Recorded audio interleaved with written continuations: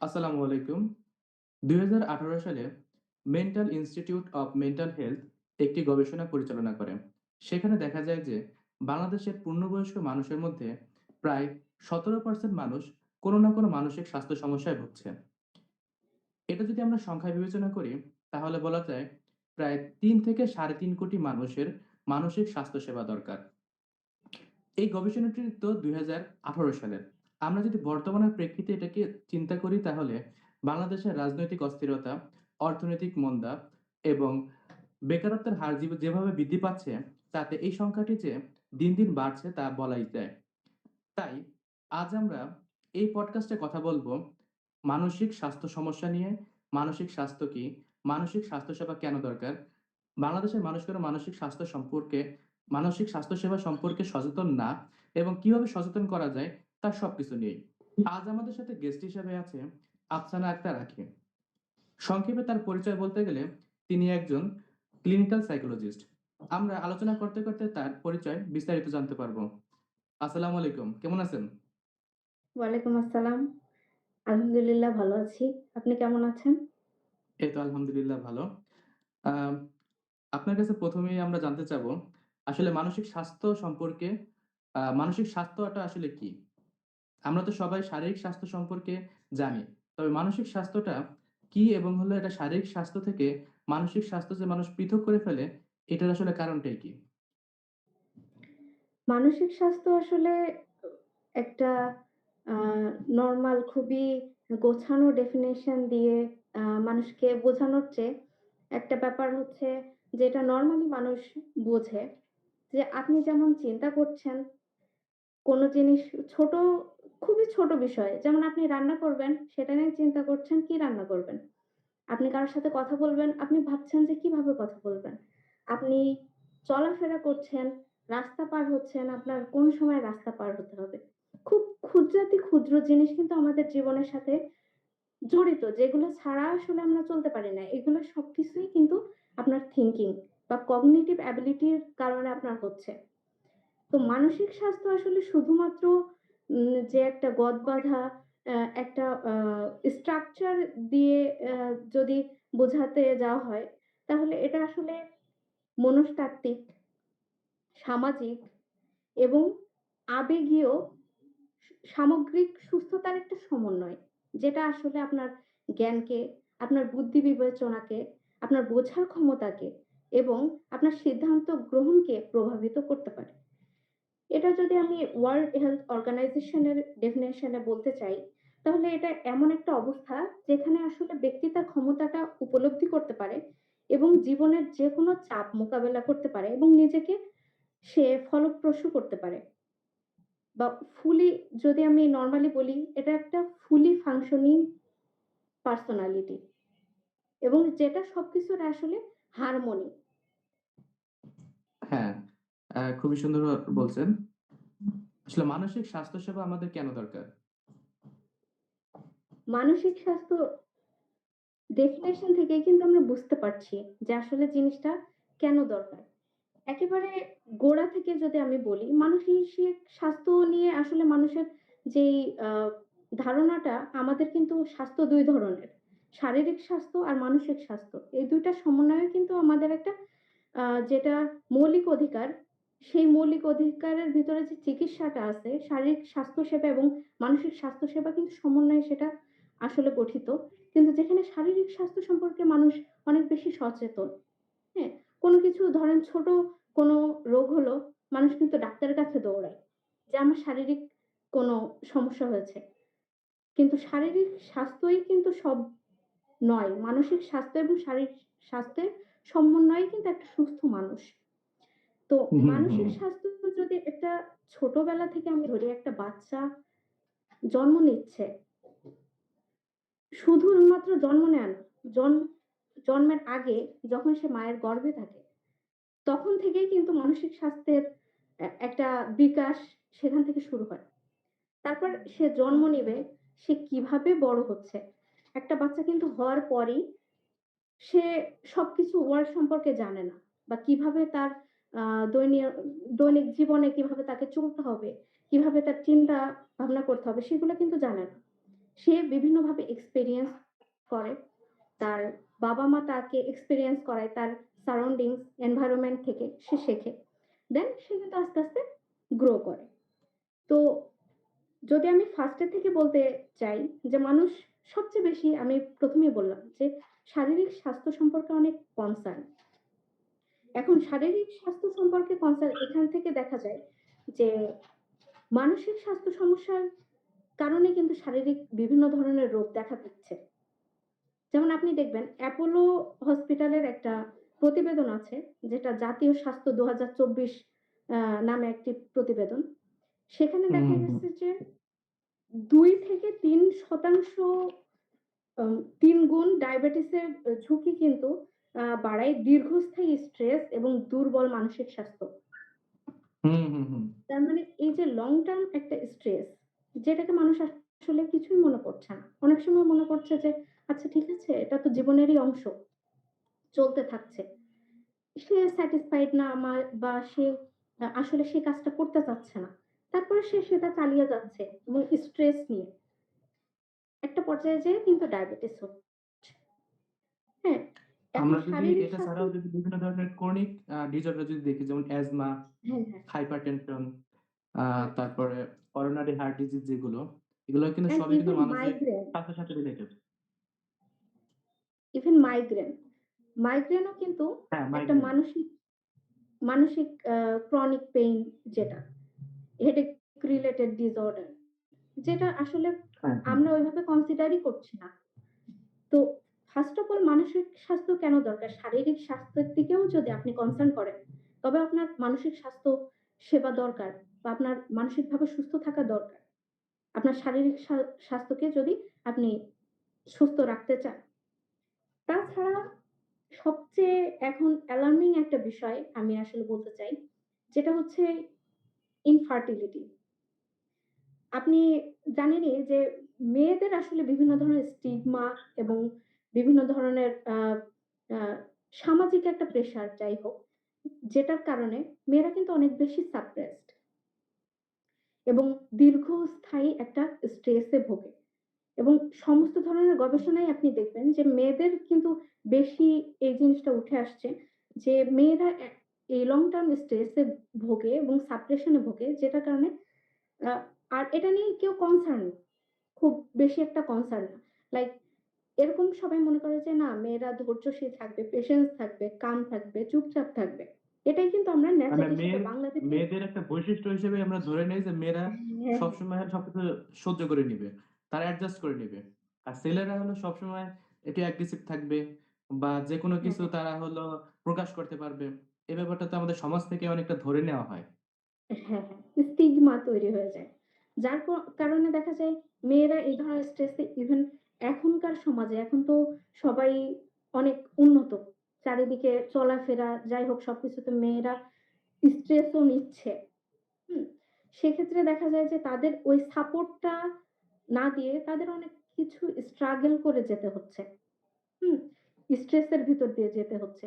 যার কারণে এখন আপনি দেখবেন হসপিটালে গাইনি বিভাগে বেশিরভাগ মেয়ে এই যে আ ইনফার্টিলিটি হুম, হুম, হুম। এটার কারণে সবচেয়ে বেশি দেখায়। হুম? আ ডাক্তার। তো এটা কিন্তু একটা লং টার্ম স্ট্রেস এর ফল। আমি শুধু মেয়েদের কথা বলব না। ছেলেদের বিষয়ে কিছু স্টিগমা আছে। ছেলেরা রাগ প্রকাশ করতে পারবে। কিন্তু সে যে দুঃখ পাইছে, হুম? সে সেটা প্রকাশ কান্না করতে করতে পারবে না। পারবে না। হুম? সব ছেলের ভিতরে এটা একটা ছোটবেলা থেকে ফাংশনিং হয়ে আসে যে আমি ছেলে, আমি কাঁদতে পারব না। আমি ছেলে, হ্যাঁ, আমি ভেঙে পড়তে পারব না। আমি ছেলে, আমার সবকিছুর রেসপনসিবিলিটি নিতে হবে। হুম? যেটার কারণে দেখা যায় যে হার্ট ডিজিজ এ বা স্ট্রোক এ সবচেয়ে বেশি মৃত্যু হার কিন্তু ছেলেদের। কারণ হ্যাঁ, এক্সপ্রেস করতে পারে না। হুম? তো শারীরিক সুস্থতা যেখানে আমি যদি ওই কনসার্ন এও ধরি, তাহলে দেখা যাচ্ছে যে এরকম অনেক ধরনের শারীরিক ডিজিজ আসলে এই মেন্টাল প্রবলেম এর কারণে হচ্ছে। এখন হ্যাঁ, এটা শারীরিক হলো স্বাস্থ্য যেটা শেষ পর্যন্ত মৃত্যুতে কিন্তু নিয়ে যাচ্ছে। হুম, আবার আরেকটা আছে কম্পালশন ডিসঅর্ডার যেটি হয়তো মানসিক স্বাস্থ্য রিলেটেড। যে মানসিক একটা সমস্যা যেটা হলো শারীরিক সমস্যা হিসেবে আমাদের মাঝে দেখা দেয়। বিশেষ হ্যাঁ, করে তো আবার এটা সোমাটাইজেশন। নারীদের ক্ষেত্রে এটা বেশি দেখা দেয়। হ্যাঁ, হ্যাঁ, হ্যাঁ। হ্যাঁ, সোমাটিক আচ্ছা ডিসঅর্ডার যেটা। হ্যাঁ, হ্যাঁ, হ্যাঁ। আচ্ছা আমরা বাংলাদেশের মানুষকে আমি বাংলাদেশ বলব না। আমি বলতে চাই যে আমাদের দক্ষিণ এশিয়ার সবগুলা দেশের মানুষকেই আসলে বড়ভাবে যদি ভাগ করে ২ ভাগে ভাগ করা যায়। একটা হলো একটা শ্রেণী শিক্ষিত শ্রেণী বা এলিট শ্রেণী যারা হলো মানসিক স্বাস্থ্য সেবা সম্পর্কে জানে। তবে জানার পরেও তারা মানসিক স্বাস্থ্য সেবা নেয় না। এর অন্যতম কারণ হলো তারা হলো বিশ্বাস করে যে মানসিক স্বাস্থ্য সেবা যদি আমি নিতে যাই, তাহলে মানুষ কি বলবে? মানুষ বলবে যে আমি হয়তোবা পাগল হয়ে গেছি। বা আমার পরিবারের মানুষ যদিও কিছু না বলে, আমার আশেপাশের আমার সমাজ, আমার বন্ধু-বান্ধব বা আমার প্রতিবেশী তারা আমাকে কোন চোখে দেখবে? আর আমি যদি আরেকটা আম ভাগের কথা বলি সেটা তারা হলো আ নিম্ন আয়ের যেই মানুষগুলো আছে অথবা আ মানে কৃষক শ্রেণী, আ তারপর দিনমজুর শ্রেণী অথবা যাদের হলো শিক্ষাগত যোগ্যতা তুলনামূলকভাবে কম, তারা কিন্তু আবার মানসিক স্বাস্থ্য সম্পর্কে জানেই না। যেমন মানসিক স্বাস্থ্য সম্পর্কে তো জানে না, সেই সাথে তাদের কিন্তু আরো কিছু ব্যাড এক্সপেরিয়েন্স বা যারা মানসিক স্বাস্থ্য আ সমস্যায় ভুগে, তাদের আরো কিছু ব্যাড এক্সপেরিয়েন্স তারা হলো ক্রিয়েট করে। যেমন তারা হলো বিভিন্ন ধরনের তান্ত্রিকতা বা কবিরাজ এরকম যে এক্সপেরিয়েন্স তারা হয় করে। একজন মানুষ ডিপ্রেশন এ আছে, দেখা যায় যে তাকে একটা তান্ত্রিকের কাছে নিয়ে বিভিন্ন ঝাড়ফুঁক করার মাধ্যমে বা বিভিন্ন এক্টিভিটিস করে যেগুলো আরো হলো ভয়ংকর এক্টিভিটিস। যেগুলোর জন্য সে আরো ট্রমায় পড়ে যায়। হ্যাঁ? এখন আমি হলো আপনার কাছে জানতে চাই, যারা মানসিক স্বাস্থ্য সেবা সম্পর্কে জানে এবং তারা মানসিক স্বাস্থ্য সেবা নিতে আসছে না। এটার হলো একটা তো আছে স্টিগমা। এই স্টিগমা ছাড়াও অন্য আর কি কারণ আছে? যে জন্য তারা আসছে না? আসলে মানসিক স্বাস্থ্য ব্যাপারটা আ আমাদের দেশের আ প্রেক্ষিতে যদি আমি বলতে চাই, তো এটা আসলে অনেক আগে থেকে প্র্যাকটিস হয়ে আসছে এমনভাবে যে আপনার একটা যারাও গেছে তারা একটা ব্যাড এক্সপেরিয়েন্স নিয়ে আসছে। হুম? যেমন ধরেন আমি যদি অঞ্চলের বিভিন্ন গ্রামের কথা বলি, তাহলে দেখা যায় যে যখনই কোনো অ্যাডিকশন এ কেউ পড়ছে বা হুম, যখনই হুম, হুম। ধরেন কোনো ধরনের প্রবলেম একটু তার কগনিটিভ ডিসএবিলিটিস দেখা যাচ্ছে, তখনই পাগলা গারদে রাখার একটা টেনডেন্সি আছে। হুম? হ্যাঁ, এটা আমাদের আপনি কিন্তু অনেকেরই ধারণা যে মানসিক স্বাস্থ্য সেবা শুধুমাত্র দেওয়া হয় পাবনা। হ্যাঁ, হ্যাঁ। তো হ্যাঁ, এবং এটা সম্পর্কেও একটা নেগেটিভ ব্যাপার আছে যে ওখানে টর্চার করা হবে। ওখানে শক দেওয়া হবে। ওখানে কোঅপারেটিভ না। হুম? হ্যাঁ, যেটা আসলে এটা মানুষের দোষ আসলে না। কিছু এক্সপেরিয়েন্স ও আছে। ইভেন আপনি এখনো এটা দেখলে বুঝবেন। অনেকে আসলে এইগুলো সম্পর্কে প্রশিক্ষণ প্রাপ্ত না তেমন। তারপরেও তারা হুম, কিন্তু হুম, হুম। ওই স্বাস্থ্যসেবা দেওয়ার জন্য আছে। হুম? এদের ভেতরে অনেক ধরনের আমরা যেসব ক্লায়েন্ট দেখি, হুম? অনেক সময় ক্লায়েন্টের কমপ্লেইন আসে যে, "আমাকে প্রপারলি শোনে নাই।" আমি হ্যাঁ, যে বললাম, হ্যাঁ? যে একটা লিসেনিং কাউন্সেলিং অ্যাবিলিটি সেশন পরিচালনা করার জন্য তো মিনিমাম ৪৫ মিনিট থেকে ১ ঘন্টা সময় দরকার হয়। হ্যাঁ, তারপরেও আপনাকে সময় দিচ্ছে। সেখানে দেখা গেল ১ ঘন্টা সময়ের ভিতরে ১০ মিনিট পেশেন্টের কথা শুনছে। বাকি কিছুক্ষণ সেই বলছে যে, "তোমার আসলে এই সমস্যা, তোমার আসলে এই সমস্যা।" হুম, হুম, কিন্তু হুম, হুম। এটা কিন্তু প্রপারলি একটা প্রশিক্ষণের ঘাটতি। এটা বাংলাদেশে এজন্য হইছে কজ একটা লাইসেন্স নাই। এটা সবচেয়ে বড় সমস্যা। যে যারা আসলে প্রফেশনাল তাদের লাইসেন্স দরকার ছিল। তবে সচেতন যারা তারা রিলায়েবিলিটি যেটা ওটা হ্যাঁ, আসলে হ্যাঁ। পাচ্ছে না। যে আমি একজনের কাছে যাচ্ছি সে রিলায়েবল কিনা? কোয়েশ্চেন চলে হুম, আসছে। হুম, হুম। তাছাড়া আরেকটা ধারণা আসলে বদ্ধমূল ধারণা যে মানুষ আসলে বিভিন্ন সমস্যা দিয়ে যায়। একটা প্রবলেম হইছে, সেটা আসলে সেরে যাবে সময়ের সাথে। এটা একটা মেন্টাল সেট, হ্যাঁ? একটা এটাকে আসলে কি পজিটিভ ডিসটরশন বলা যাবে নাকি ডিসটরশন তো আসলে নেগেটিভই। কজ এটা একটা লং আমাদের টার্ম গ্রাম ক্ষতি অঞ্চলে করছে। অনেক সময় এরকম কেস দেখা যায় যে সিজোফ্রেনিয়া রোগীর ১ম স্টেজে ওদের তো পাগলামির পরিমাণ খুবই সামান্য থাকে। তখন মুরুব্বিরা, বাসার মানুষ আসলে হ্যাঁ, হ্যাঁ। তাদেরকে পরামর্শ দেয় যে বিয়ে করাই দাও। বিয়ে করাই দিলে ঠিক হয়ে যাবে। হ্যাঁ, এখন তো ও তো সিজোফ্রেনিয়ার ফার্স্ট স্টেজে আছে। ওকে বিয়ে করালে ও পাগল হবে, না করালে ও পাগল হবে। ওর দরকার এখন বিয়ে না, ওর দরকার চিকিৎসা। এটা তো আর হলো মানে আমাদের সমাজের মানুষ ব্যাপারটা বুঝতেছে না। No, no. ইভেন আমি যদি একটা কেসের কথা বলি, এটা আসলে একটু সিরিয়াস ব্যাপারটা। যে আমি নিজেই এটা দেখেছি যে একটা ছেলে আ সে যখন একদম বাচ্চা, তখন এটা কৃষক শ্রেণীর একটা ব্যাপারটা বলছি। তার বাবা-মা তার মাকে কাজ করতে হয় সারাদিন অনেক। যখন আ ধরেন ধান নিয়ে আসে বা বিভিন্ন ধরনের শস্য নিয়ে আসে, তখন তাকে কাজে এনগেজ হতে হয়। তো গ্রাম অঞ্চলে ডাবা বলে, হুম? যেটাতে আসলে হুম, হুম, হুম। যে গরুর খাবার দেওয়া হয় আবার অনেক সময় দেখা যায় যে ওখানে ধান আ উম ভেজাতে দেওয়া হয় প্রসেস করার হ্যাঁ, জন্য। হ্যাঁ। তো ওই বাচ্চাটাকে ওই ডাবার ভিতরে রাখা হতো। মানে রাখতো ওর মা যখন কাজ করত। এমনও হয় যে বাচ্চাটা কাঁদছে ক্ষুধার জন্য, কান্না করতেছে এবং এক্সট্রিম কান্নাকাটি করতেছে। কিন্তু তার মা তাকে নিতে যেতে পারছে না। হ্যাঁ? তো ওখানেই বাচ্চাটা কান্না করতে একটা টাইমে ক্লান্ত হয়ে ঘুমায় পড়ে। আবার যখন নিয়ে আসে। হুম? তো এরকম করতে আস্তে একটা টাইমে যেয়ে তার হচ্ছে এ কনডাক্ট ডিসঅর্ডার যেটা, সেটা হয়ে যায়। এমন যে রাস্তা দিয়ে একজন মানুষ যাচ্ছে, ওই ছেলেটা হঠাৎ করে এসে আপনার মানে ভারী কোনো একটা জিনিস দিয়ে সেই রাস্তার মানুষটাকে হিট করে। হুম? হুম, এবং হুম, হুম। তাকে যে পানিশমেন্ট করা হয়, সেটা সে পানিশমেন্ট হিসেবে ফিলই করে না। হুম, আপনি হুম, যদি হুম। তাকে মারেন, সেটা তার জন্য এরকম না যে সেটা একটা পানিশমেন্ট হচ্ছে। এটা তার রেগুলার কেস।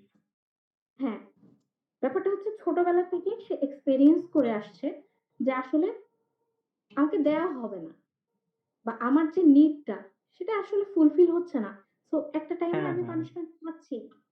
দেখেন জিনিসটা কিন্তু তার বাবা-মা এখন ব্যাপারটা এরকম হইছে যে তার বাবা-মা এখন এই জিনিসটাকে মনে করছে যে কেন এরকম হলো? আমার ছেলে কেন এভাবে আসলে এরকম করছে? যেকোনো মানুষের সাথে মারামারি করছে। মানে এখানে ওখানে আগুন লাগাই দিচ্ছে। এখানে ওখানে পানিতে বাচ্চাদের ধাক্কা মেরে ফেলে দিচ্ছে। ইভেন একটা ঘটনা আমি শুনেছি, একটা বাচ্চার সে প্রায় মৃতপ্রায় এরকম অবস্থা। তার সব আ রিপোর্ট, মেডিসিন সে বাচ্চাটা চুরি করে নিয়ে যেয়ে ফেলে দিছে। এটাতে কিন্তু তার কোনো লাভ নাই। হুম, হুম, হুম, হুম। বাট সে এটা করেছে। ইভেন তাকে মারা হয়েছে, তাকে ইভেন এখন কি করেছে, তাকে শিকল যেটা ওটাতে বেঁধে হ্যাঁ, রেখেছে। হ্যাঁ। যেটা আরো নেগেটিভ হচ্ছে, এটা সম্পর্কে তাদের ধারণাই নাই। আসলে তাদের যে মানসিক স্বাস্থ্য সেবা দরকার, এই ব্যাপারটা হলো হ্যাঁ, কেউ মাথায় নিচ্ছে না। এরা ভাবতেছে এটাই যে সচেতন এর না। হলো একটা স্বভাব হুম, এরকম। হ্যাঁ। তো ব্যাপারটা হচ্ছে আপনি যে বললেন সচেতন একজনরা যারা শিক্ষিত তারা জেনেও আসছে না। রিলায়েবিলিটি, স্টিগমা 60% প্লাস প্রায় স্টিগমার কারণে আসলে আসে না। মানুষ কি ভাববে? হ্যাঁ? সুযোগের অভাব, অ্যাভেইলেবিলিটি কম, এটাও একটা ব্যাপার। এবং এটা একটা লং টার্ম প্রসেস। মানুষ চায় যে একটা মেডিসিন দিক, আমি ঠিক হয়ে যাব। একটা হ্যাঁ, আমরা যখন প্রবলেম কিন্তু কাউন্সেলিং গ্রো সেবা দেই করা ১ম এই হলো ক্লায়েন্ট জিজ্ঞাসা করে যে, আমা আমার কয়টা সেশন লাগবে? যদি বলি আপনার হুম, হলো ৮ থেকে ১০ টা সেশন লাগার কথা। তবে আপনি যদি আপনাকে নিজেকে পরিবর্তন করতে চান, এর চেয়ে কমও লাগতে পারে, আবার এর চেয়ে বেশিও লাগতে পারে।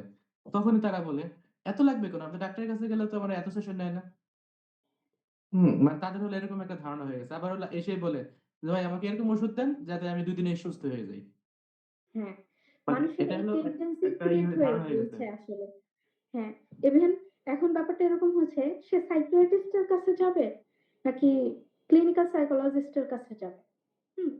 কাউন্সিলর এর কাছে যাবে। সে জি, আসলে এই বুঝতে কোয়েশ্চেনটাই পারছে আমি না। হলো এখন আপনাকে করতাম যে আসলে মানসিক স্বাস্থ্যসেবা সম্পর্কে আমরা সচেতন হলাম। সচেতন হওয়ার পরে এখন আমাদের 2nd ধাপ তো আমরা মানসিক স্বাস্থ্য সেবা নেওয়ার জন্য কার কাছে যাবো? এই কোয়েশ্চেনটাই আমি এখন আপনার কাছে করতাম। আসলে আমাদের যে মেন্টাল ডিসঅর্ডার, হুম? এটার অনেক ধরনের আ ভাগ আছে। একটা টাইমে দেখা যায় যে তার ইনসাইট আছে। ইনসাইট মানে কি? কোন কিছু আপনাকে আমি বুঝাচ্ছি বা আমি আপনাকে বলছি বা আপনার কথা দ্বারাই আপনি আসলে নিজেকে রিফ্রেমিং করতে পারছেন। এরকম যে আপনি আসলে একটা মোড়ে দাঁড়িয়ে আছেন। চারিদিক থেকে ৪ টা রোড আছে এবং ৪ টা রোডে আপনার মনে হচ্ছে ৪ টা রোডেই ট্রাফিক। আপনি হুম, কোন রোড হুম, দিয়ে হুম। যাবেন? হ্যাঁ, এটা আপনার নিজে আপনাকে বোঝালাম যে না জিনিসটা আসলে কোনটায় গেলে কোনটায় কম ট্রাফিক, কোনটাতে কিভাবে গেলে আমার ইজি হচ্ছে।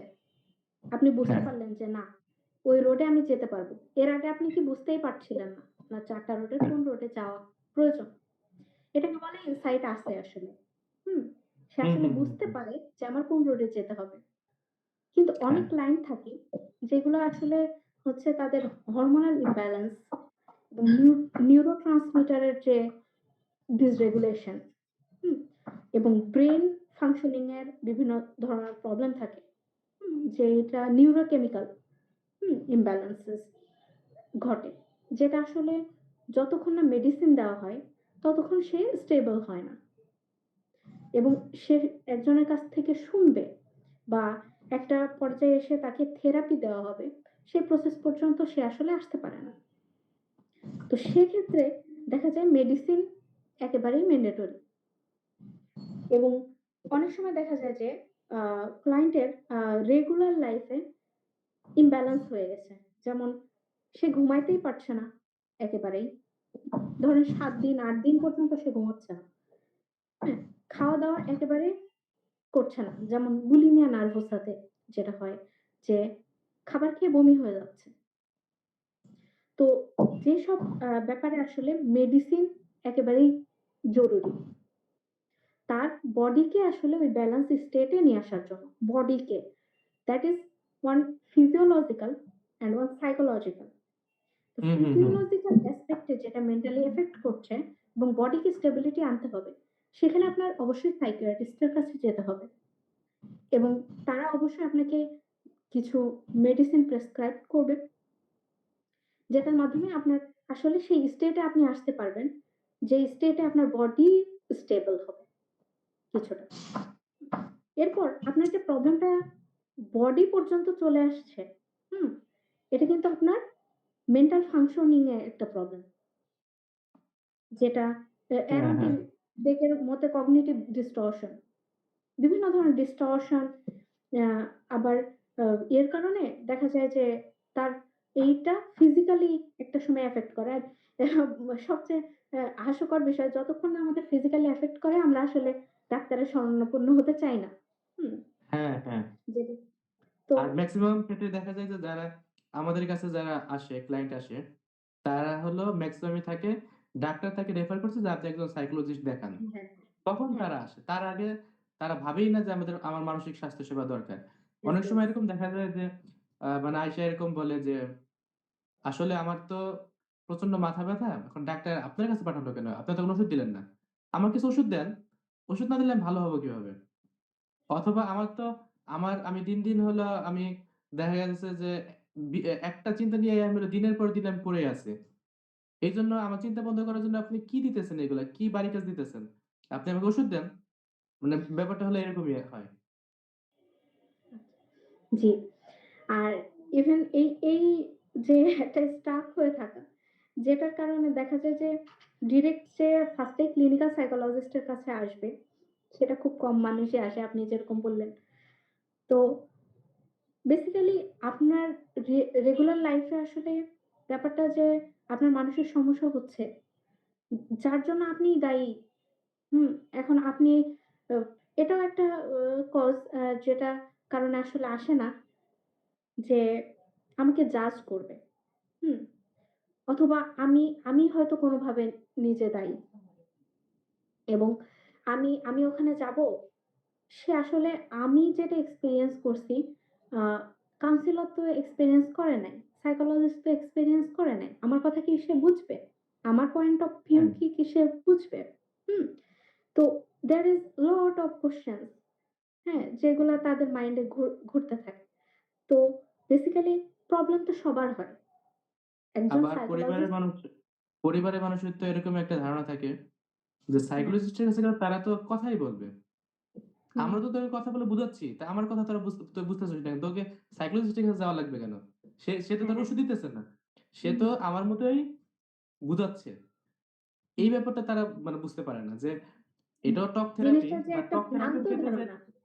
হ্যাঁ, হ্যাঁ, হ্যাঁ, ভ্রান্ত ধারণা। এটাই। কারণ একটা জিনিস সিস্টেমেটিক ওয়েতে সাইকোলজিস্টরা কিন্তু জিনিসটা যে বোঝায় তা কিন্তু না। না। হ্যাঁ? জিনিসটা এমন যে ওই যে বললাম যে আপনার ৪ টা রোডে এখন ডিসিশন মেকিং তো আপনার হাতে। আপনি কোন রোডে যাবেন। হ্যাঁ, টোটালি আপনাকে ফাংশনিং করাচ্ছে সাইকোলজিস্টরা বিভিন্ন অ্যাসপেক্ট এ।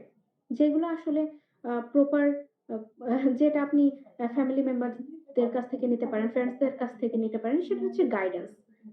হ্যাঁ? Not counselling. সো আপনি গাইডেন্স সেখানে নিতে পারেন যখন আপনি নরমাল লাইফ এ থাকবেন। অনেক সময় দেখা যায় যে ভুল গাইডেন্স এর কারণে কিন্তু অনেক ধরনের প্রবলেম আরো বেশি অ্যারাইজ করে।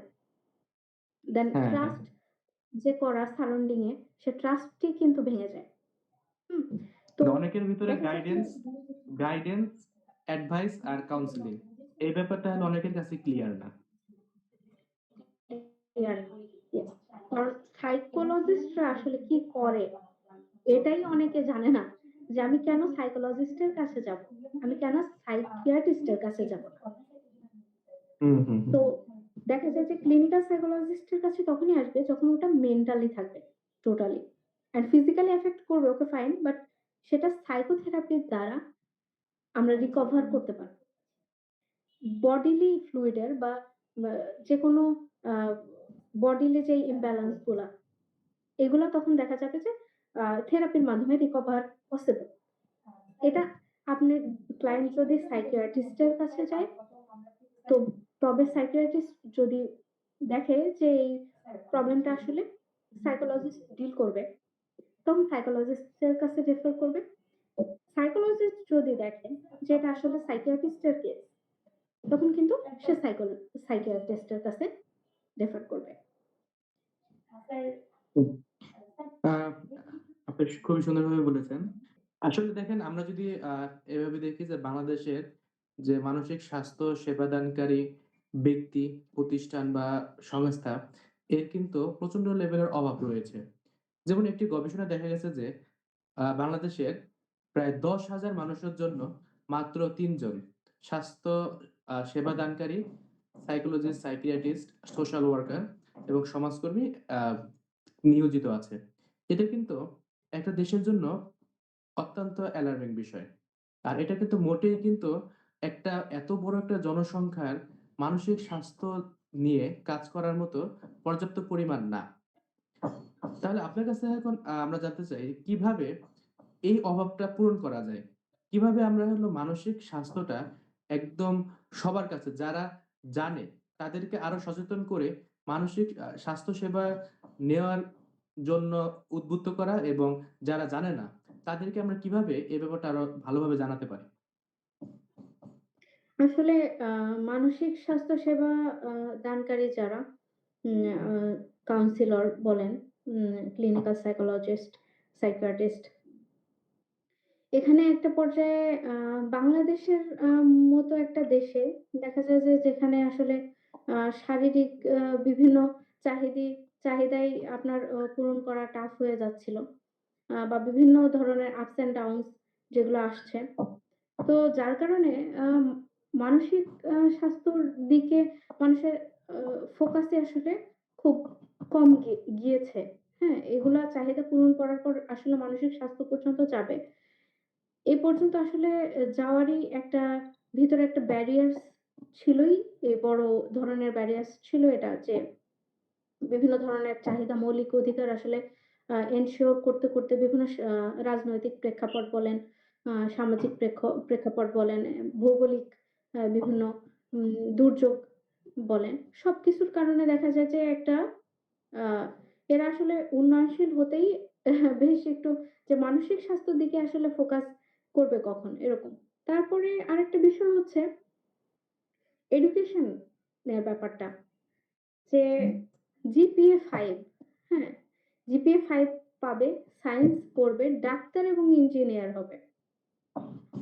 তো যেই স্টিগমাটা অনেক বেশি আ সবার ভিতরে আসলে কাজ করে যে এটা হলেই আসলে আমার বাচ্চারা খুব ভালো কিছু। তো দেখা যায় যে যারা হচ্ছে মেডিকেলে পড়ে তারা সার্জন হতে চায়। না হলে বিভিন্ন ধরনের ধরেন আপনার আই কার্ডিওলজিস্ট হতে স্পেশালিস্ট, চাই। কার্ডিওলজিস্ট যেকোনো ধরনের এই ধরনের ইয়েতে আসতে চায়। সাইকিয়াট্রিস্ট খুব কম মানুষের চয়েস থাকে যে আমি সাইকিয়াট্রিস্ট হব। হ্যাঁ? যেখানে আপনি দেখবেন যে এই যে সাইকোলজি সাবজেক্টটাই আপনার খুব কম বিশ্ববিদ্যালয়ে আছে। হুম, হুম, হুম। হাতে গোনা মনে হয় পাবলিক বিশ্ববিদ্যালয়ে ৪ টা বিশ্ববিদ্যালয়ে সাইকোলজি আছে। এখন না একটা এখন একটা নতুন করে হ্যাঁ, গোপালগঞ্জ যে বঙ্গবন্ধু জি, জি। প্রযুক্তি বিশ্ববিদ্যালয় ওটাতে খোলা হয়েছে এবং হলো পটুয়াখালীতেও হ্যাঁ, হ্যাঁ। এটা একটা খোলা মনোবিজ্ঞান হয়েছে। বিভাগ খোলা হয়েছে। হ্যাঁ, হ্যাঁ। এটার এটার এমন হয়ে গেছে যে প্রত্যেকটা পাবলিক বিশ্ববিদ্যালয়ে সাইকোলজি সাবজেক্ট নাই। ইভেন যখনই সাবজেক্টে আসে, তখন এই সম্পর্কে মানুষের ধারণাই থাকে না যে সাইকোলজি পড়ে আসলে আমরা কি করব? হুম? হুম, হুম, হুম। তো সাইকোলজি পড়াটা খুবই মানে মানুষ মনেই করে না সাইকোলজি পড়লে কোনো কিছু। বাট এটা কিন্তু ডিরেক্ট আসলে যারা মানসিক স্বাস্থ্য সমস্যায় ভুগছে, তাদেরকে সার্ভিস দেওয়ার একটা ডিরেক্ট ওয়ে যেটা হ্যাঁ, যেটাই মানুষ ইন্টারেস্টেড হচ্ছে না বা যারা ইন্টারেস্টেড তাদের হয়তো ফ্যামিলিতে কেরিয়ার হবে না। হ্যাঁ, ডাক্তার, ইঞ্জিনিয়ার আসলে সবচেয়ে বেশি ব্যাপার। ইভেন আপনি দেখবেন যে আমি নিজে এটা ফেস করছি যে ক্লিনিক্যাল সাইকোলজিস্ট হওয়ার পর অনেকে বলছে, "ও আচ্ছা, আচ্ছা তুমি তো তাহলে ডাক্তার হয়ে গেছো। তুমি তো এখন তাহলে পেশেন্ট দেখো। হ্যাঁ, তুমি তো ডাক্তার।" তার মানে সে আমাকে ডাক্তার বলতে স্বাচ্ছন্দ্য বোধ করছে। হ্যাঁ, হ্যাঁ, মানে সাইকোলজিস্ট বলতে স্বাচ্ছন্দ্য বোধ করছে না। তো হ্যাঁ। এই যে বিভিন্ন এই যে বিষয়টা কারণ অ্যাওয়ারনেস এর ঘাটতি। আপনার প্রত্যেকটি স্কুলে চাইল্ড ডেভেলপমেন্ট এর ক্ষেত্রে যেই ধরনের ব্যারিয়ার্স চাইল্ডরা ফেস করে। ধরেন অনেকে হচ্ছে পড়াশোনায় ফোকাস করতে পারছে না। ল্যাঙ্গুয়েজ প্রবলেম থাকে অনেকের। অনেকের অ্যাটেনশন প্রবলেম থাকে। যেগুলো আইডেন্টিফাই করা হয় না। কারণ ওই লেভেলে বাংলাদেশে কোনো কাউন্সিলর নাই, কোনো হ্যাঁ। প্রফেশনালস নাই যে ওই আইডেন্টিফাই লেভেল থেকে যদি করে একটা বাচ্চাকে যদি ওই লেভেল থেকে একটা বাচ্চাকে যদি আইডেন্টিফাই করা যায় তার মানসিক স্বাস্থ্য সমস্যা আছে। যেমন হুম, হুম। ADHD, conduct disorder. হ্যাঁ, হ্যাঁ। তারপর এই রিলেটেড যে অটিজম কিন্তু যখন একটা শিশু অবস্থায় যদি ধরা পড়ে, তখন কিন্তু তাদেরকে হুম, কিন্তু বিভিন্ন ধরনের অকুপেশনাল থেরাপি, স্পিচ থেরাপি এই সকল থেরাপি দিয়ে কিন্তু তাদেরকে স্বাভাবিক মানুষের মতো এই পর্যায়ে নিয়ে আসা যায়। বাট তখন যদি চিকিৎসা শুরু না হয়, তাহলে কিন্তু এই মানুষগুলাকে বা যারা অটিজমে ভুগে, তারা কিন্তু স্বাভাবিক মানুষের মতো আচরণ করতে পারে না। আবার ইভেন যারা হলো কন্ডাক্ট এডুকেশনাল ডিসঅর্ডার এ প্রোগ্রাম ভুগে হ্যাঁ, আবার যারা কন্ডাক্ট ডিসঅর্ডার এ ভুগে বা ADHD তে ভুগে, তাদের ক্ষেত্রে কিন্তু যদি ট্রিটমেন্ট করা হয় ঠিকভাবে, তাদেরকে বিভিন্ন থেরাপির মাধ্যমে, বিভিন্ন গাইডেন্স এর মাধ্যমে, কাউন্সেলিং এর মাধ্যমে যদি তাদেরকে এই থেকে মুক্ত করা যায়, সেক্ষেত্রে কিন্তু তাদের লাইফটা কিন্তু আরো ভালো হয়। অনেকে আছে যারা ADHD, কন্ডাক্ট ডিসঅর্ডার এর ফলে তারা লেখাপড়াই ছেড়ে দেয়। যার ফলে তাদের জীবনটা যেভাবে যাওয়ার কথা, সেভাবে কিন্তু আসলে যায় না। আবার পরিবারের ক্ষেত্রেও কিন্তু হ্যাঁ, হ্যাঁ। প্রচন্ড হ্যাসেল থাকে এই ব্যাপারটা নিয়ে। ইভেন ইফ অ্যাডিকশন যদি বলি যে বয়ঃসন্ধিকালে এই ব্যাপারটা অনেক বেশি দেখা যায়। ছেলেদের হ্যাঁ, ক্ষেত্রে স্মোকিং করছে। শুরু হয় তখন থেকে। হ্যাঁ, স্মোকিং করছে। বিভিন্ন আ অ্যাডিকশন এর বিভিন্নভাবে জড়িয়ে যাচ্ছে। আ এখন পর্ন অ্যাডিকশন অনেক বেশি দেখা যায় যে যেটা আসলে এখন কিন্তু জেন্ডার ডিসফোরিয়া, সেক্সুয়াল ডিসফাংশন, হুম, হুম, প্যারাফিলিয়া, হুম। হ্যাঁ? যেগুলো আসলে ওখান থেকেই চলে আসছে। মানুষ হুম, কিন্তু হুম। বুঝতেও পারছে না। কিন্তু ওই পর্যায়ে এইগুলা নিয়ে কথা বলার মতো যদি একটা প্রফেশনাল থাকতো, তাহলে কি ব্যাপারটা এ পর্যন্ত আসতো? না। তারা কিন্তু এই বিষয়টা নিয়ে ওপেনলি কারো সাথে কথাই বলতে পারছে না। একটা প্রফেশনাল এর কাছে যে একটা বাচ্চা ইভেন আ আমরা দেখতে পাই যে চাইল্ড অ্যাবিউজ যেটা চাইল্ডরা জানেই না তার সাথে খারাপ কিছু করা হচ্ছে। সে ওই আবার জিনিসটা বাচ্চাদের ক্ষেত্রে সাপোর্টই পাচ্ছে না। শুধুমাত্র সেক্সুয়াল অ্যাবিউজটাকে মানুষ অনেকে অ্যাবিউজ হিসেবে দেখে। তাদের যে ফিজিক্যাল অ্যাবিউজ, ইমোশনাল অ্যাবিউজ যে করা হয়, এগুলা কিন্তু মানুষ মানে ধরেই নেয় না। একজন শিক্ষক একজনকে মারতে, মারতে অজ্ঞান করে ফেলল। এটা তো শিক্ষক হিসেবে মারতেই পারে। একজনকে মানে বকা দিতে, দিতে তাকে মেন্টাল হ্যারাসমেন্ট করতে বা বুলিং করতে দেখা যাচ্ছে সে আর স্কুলে এখন যেতেই চাচ্ছে না। এখন এটা হলো তার দোষ। তুমি কেন স্কুলে যাচ্ছ না? সবাই মেনে নিতে পারলে তুমি কেন মেনে নিতে পারবা না? বা আমরা ভার্সিটিতে যদি দেখি, ভার্সিটিতে এখন একটা কালচার হয়ে গেছে র‍্যাগিং করা। এখন আমি আমার রিসেন্টলি একটা ক্লায়েন্ট, একটা ইউনিভার্সিটির ক্লায়েন্ট, সে র‍্যাগিং এর জন্য ১ টা বছর সে ক্লাসই করে নাই। এখন সে তার পরবর্তী বছর জুনিয়রদের সাথে কন্টিনিউ করছে। হ্যাঁ? তো এই যে এখন দেখেন এই যে র‍্যাগিং এর ফলে সে কিন্তু তার একটা বছর নষ্ট করলো। তার জীবন থেকে মূল্যবান একটা বছর তার নষ্ট হয়ে গেল। এবং কখন? যখন সে ইউনিভার্সিটির মতো একটা স্টেজে, তখন তার একটা বছর নষ্ট হয়ে গেছে। এবং সে এখনো বলে যে, "আমি আমার সিনিয়রদের দেখলেই আমার অনেকটা প্যানিক হয়। বা আমি আমার সিনিয়রদের দেখলেই আমার শরীরে পুরা গা জ্বালা দিয়ে ওঠে। ভয়ে গা জ্বালা দিয়ে ওঠে।" তো দেখেন এসব ক্ষেত্রে যদি আ সে যদি একজন মানসিক স্বাস্থ্য সেবাকর্মীর সাপোর্ট পেত, সে যদি একজন কাউন্সিলরের কাউন্সেলিং নিতে পারত বা সাইকোলজিস্টের কাছে ক্লিনিক্যাল সাইকোলজিস্টের কাছে তার কথাগুলো শেয়ার করতে পারত, তাহলে কিন্তু তার কোপিং স্ট্র্যাটেজি কিন্তু বাড়তো। তার জীবন থেকে কিন্তু ১ বছরের এত মূল্যবান একটা সময় নষ্ট হতো না। তার চেয়ে বড় কথা যারা র‍্যাগিং করে, যারা বুলিং করে বা যারা এই ধরনের অ্যাটিটিউড করে, তাদের কি মনে হয় যে তারা মানসিকভাবে সুস্থ? তারাও কিন্তু মানসিকভাবে সুস্থ না। তারা কিন্তু ছোটবেলায় তাদের যদি আমরা প্রিভিয়াস হিস্টরি ঘাঁটি দেখা যাবে ছোটবেলায় তারা কোন না কোন ধরনের অ্যাবিউজ এর শিকার হয়েছে। ইয়েস। এইজন্য তাদের ভিতরে এক ধরনের একটা টেনডেন্সি তৈরি হয়েছে যে আমার সাথে যেহেতু যেহেতু এরকম হয়েছে, আমিও কারো না কারো সাথে আমার চেয়ে যারা জুনিয়র আছে, আমার চেয়ে যাদের শক্তি কম আছে তাদের আমি হলো এই ধরনের অ্যাবিউজ করব তাদের। এটা কিন্তু অনেক সময় যে ইনটেনশনাল হয় এরকম না। আমাদের সাবকন্সিয়াস মাইন্ডেও কিন্তু অনেক সময় ব্যাপারটা হলো সেট হয়ে থাকে। যখনই আমি আমার চেয়ে জুনিয়র কাউকে অথবা আমার চেয়ে এরকম কাউকে যে আমার চেয়ে যার ক্ষমতা কম, তাকে পেলেই আমি হলো তাকে আমি অ্যাবিউজ করব। হুম? এই যে একটা টেনডেন্সি, এই টেনডেন্সিটা কিন্তু তৈরিই হতো না যদি পর্যাপ্ত পরিমাণ সাইকোলজিস্ট, সাইকিয়াট্রিস্ট বা সোশ্যাল কাউন্সেলর যদি থাকতো, সাইকোসোশ্যাল কাউন্সেলর যদি থাকতো, এই ধরনের ঘটনাই ঘটতো না। এই ব্যাপারগুলো কিন্তু আমরা কিন্তু মাথায় আনি না। এটা ইভেন শিক্ষা প্রতিষ্ঠান থেকে শুরু করে আ আমাদের সোসাইটিতে বা আমাদের পারিবারিক জীবন পর্যন্ত এই ব্যাপারটা কিন্তু পৌঁছে দেওয়া গুরুত্বপূর্ণ। কারণ অনেক সময় হ্যাঁ, কিন্তু হ্যাঁ। দেখেন অ্যাবিউজ হওয়ার পরে যদি যখন মার কাছে এসে বলে, "আরে দোষ তো তোমার, তুমি গেছো কেন?" হ্যাঁ, হ্যাঁ। ব্যাপারটা এরকম খুবই চলে কমন। আসে। হ্যাঁ, হ্যাঁ, হ্যাঁ। মায়েরা কিন্তু বোঝেও না যে এটা আসলে কিভাবে তার ভেতরে গিল্টটা বিল্ড করতেছে। আ পরের লাইফে সে এটার সাথে ডিল করতে পারবে না। ইভেন এটাকে বলা মানে সে বলতেছেই না। আমার একটা ক্লায়েন্ট যে আছে আ ছিল আরকি। তো তার ব্যাপারটা হচ্ছে তার ছোটবেলা থেকে এরকমভাবে খুবই নরমাল কথা যেটা বাবা-মা মনে করে যে ঠিক আছে আমাদের বাবা-মাও তো বলছে। আমরা তো এমন হ্যাঁ, হই না। হ্যাঁ, হ্যাঁ। হুম? হ্যাঁ, হ্যাঁ। তো ব্যাপারটা হচ্ছে তুমি এটা করলে কেন? ওই যে ও এরকম করতে পারছে, ও ডাক্তার হতে পেরেছে, ইঞ্জিনিয়ার হতে পেরেছে। তুমি হতে পারলে না কেন? ও যখন করতে পেরেছে তোমার ওর মতো হতে হবে। ওর পা হুম, দিয়ে হুম। পানি খা। হুম? যেটা খুবই হ্যাঁ। কমন কিছু সেন্টেন্স আছে। সবসময় কম্পেয়ার করা আরেকজনের সাথে। অটোনমি না বাড়তে দেওয়া। যেমন বাচ্চাদের কিন্তু কাজই করতে দেয় না। এটা করা যাবে না। না ওটা করো না। ওটা তুমি করতে পারবা না। হুম? অনেক হ্যাঁ, সময় হ্যাঁ। দেখা যায় নার্চারিং এর ক্ষেত্রে, কেয়ার এর ক্ষেত্রেও আমরা এরকম করছি। যে না ওর করা দরকার না, ও ব্যথা পাবে। ও কষ্ট পাবে।